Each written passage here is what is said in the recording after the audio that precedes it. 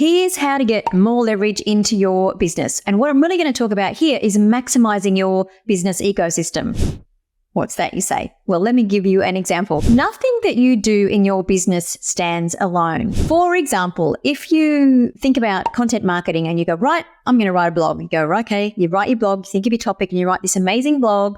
You check it 100 times, it's perfect, and then you pop it up on your website. Now, that's great, but if nobody sees that blog, all that work that you've done is in vain. So what we want to make sure that what comes before that and what comes after that is going to really boost that effort that you've put in and help you leverage. So let's talk about that. So if you are driving traffic, you might have some SEO, you might have your LinkedIn where you're driving people through, you might have an email marketing list that you're going out to. We're not going to talk about the strategy here today, but what we're talking about is driving more traffic to that blog so that the traffic comes in, they're seeing something amazing and you're getting value from that hard work that you've done. So it doesn't stop there. Then also the next question is, well, what comes after that blog that I've written? Somebody comes in, it's an amazing blog. Don't just let them go. How do we catch those people and bring them into your community? And then you can start nurturing them and emailing them and connecting with them until they're ready to buy from you. And so that one little blog that you've got has worked a lot harder for you than if you just sort of posted the blog and thought, right, I've done that. The blog's on my website. I look at a lot of websites with varying content,